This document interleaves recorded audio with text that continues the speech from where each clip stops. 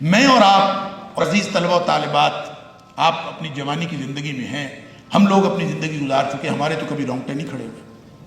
ہم نے زندگی گزار دی، قرآن سنتے ہیں، کبھی رونگٹے کھڑے نہیں ہوتے، کبھی دل نہیں دہلتا. واجلت قلوبہم کا کبھی کیفیت پیدا نہیں ہوتی. مسئلہ کیا ہے؟ کتاب ہدایت ہے. تاثیر اس کے اندر یہ ہے کہ اس سے رونگٹے کھڑے ہونے چاہیے اور اس سے دل دہل جانے چاہیے اور ہماری ہدایت کا سوئچ آن ہو جانا چاہیے. کبھی ہوا نہیں. یہ کلک جس کے بعد ہدایت کا سوئچ، آٹومیٹک سوئچ ایک آن ہوتا ہے، وہ کبھی ہوا ہی نہیں، وہ رونگٹے کھڑے ہوئے ہی نہیں. تو ہدایت کہاں سے ملے؟ یہ کتاب ہدایت ہے جس نے ہمیں ہدایت دینی تھی. لیکن ہمارا جو قرآن کے ساتھ تعلق ہے، اول تو پڑھتے نہیں ہیں، پڑھتے ہیں تو سمجھتے نہیں ہیں، سمجھتے ہیں تو کبھی رونگٹے کھڑے نہیں ہوتے. ہدایت کہاں سے ملے؟ یہ ہے وہ سوال جو عصر حاضر میں آج مجھے اور آپ کو درپیش ہے. قرآن تو ہم سنتے ہیں، درس قرآن مجھے بھی پتہ چلا پچھلے 46 سال سے یہاں درس قرآن جو ہے وہ جاری ہے، ہر جمعے کو ہوتا ہے.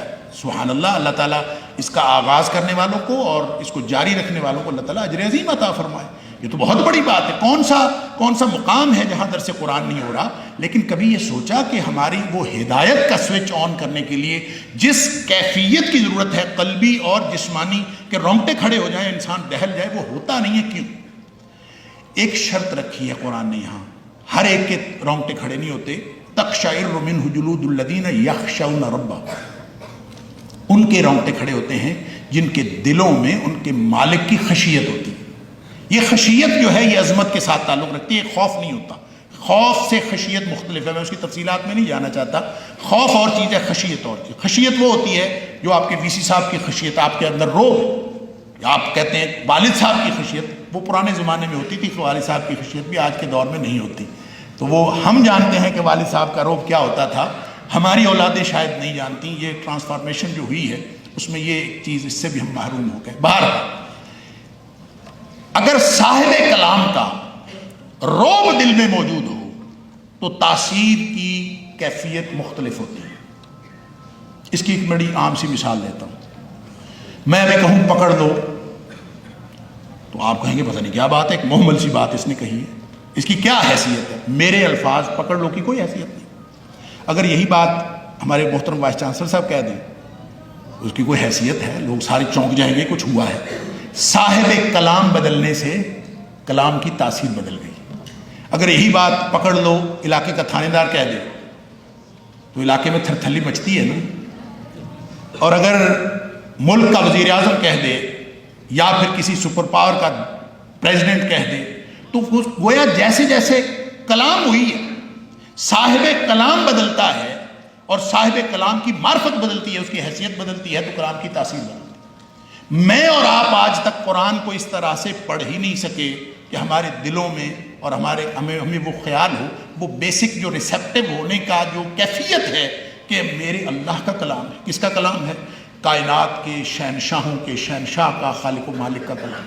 اللہ کی عظمت جس کے دل میں ہو پھر وہ سنیں. ابھی کتنی خوبصورت تلاوت کی، ہم جھوم تو جاتے ہیں لیکن جھومنے کے ساتھ ہمیں یہ احساس نہیں ہوتا، ہمارے دلوں میں وہ عظمت رب کی نہیں ہوتی، وہ معرفت نہیں ہوتی. اس لیے ہمیں کبھی ہدایت نہیں ملتی. لہذا قرآن نے ایک ہدایت وہ کہی ہے جو راستہ ہے. یہ راستہ سب کو نظر آتا ہے کہ یہ راستہ جا رہا. ایک ہے راستہ دکھانا، ایراء الطریق، یہ راستہ جا رہا ہے، آپ کسی کو دکھا دیں. آپ کسی سے پوچھتے ہیں میں نے لاری اڈے جانا ہے، وہ دکھا دیتا ہے یہ راستہ جا رہا ہے، چلے، یہ بھی ہدایت. تیسری ہدایت کی قسم یہ ہے ایصال الی المطلوب، منزل مقصود پر پہنچانا. لہٰذا یہ جو تیسری، آپ کسی سے پوچھتے ہیں میں نے لاری اڈے جانا ہے، وہ آپ کو کہتا ہے آؤ گاڑی میں بیٹھو میں آپ کو پہنچا دیتا ہوں، وہ جا کے چھوڑے. یہ بھی ہدایت. قرآن یہ تینوں کام کرتا ہے. یہ راستہ بھی ہے، یہ راستہ بتاتا بھی ہے، یہ منزل مقصود پر پہنچاتا بھی ہے. لیکن فرق ہے، راستہ ہر ایک کو دکھاتا ہے، منزل مقصود پر پہنچاتا ہے خاص لوگوں کو جو پہنچنا چاہتے ہیں. ہدی للمتقین کا معنی بھی یہی ہے اور تقشعر منہ جلود الذین یخشون ربہم کا معنی بھی یہی ہے. پہلے اپنی کیفیت درست کرو اپنے، وگرنہ اگر درست نہیں ہوا، معدہ خراب ہے، آپ قوت بخش غذا لے لیں، معدہ خراب ہے، بیمار ہے، وہ کہتا ہے ٹائیفائڈ ہوا کسی کو، بیمار ہے وہ، اس کو غذا نہیں دینی، اس کو چاول نہیں دینے، روٹی نہیں دینی، اس کو ساگودانے کی کھیر دینی. کیوں؟ اس لیے کہ قوت بخش غذا قبول کرنے کے قابل نہیں.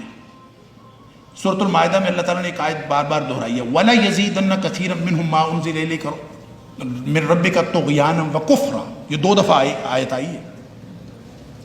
لازماً اضافہ کرے گا جو کچھ اے حبیب صلی اللہ علیہ وسلم آپ کی طرف نازل ہو رہا ہے، کثیرا منہم، ان میں سے اکثریت کو یعنی اہل کتاب کو، طغیانا و کفرا، ان کی سرکشی اور کفر میں اضافہ کرے گا۔ نازل قرآن ہو رہا ہے، اضافہ کس میں ہو رہا ہے؟ طغیان اور کفر میں۔ لہٰذا جس کا معدہ خراب ہے وہ قوت بخش غذا حاصل کر کے وہ اس سے اپنی جسمانی قوتیں اور طاقتیں اور روحانی قوتیں حاصل نہیں کر رہا، بلکہ اس کے طغیان اور کفر میں اضافہ ہو رہا ہے۔ اگر ہم متقین نہیں ہیں، اگر ہم یخشون ربہم کا میرٹ کوالیفائی نہیں کرتے، ہمیں کبھی ہدایت نہیں قرآن سے ملتی۔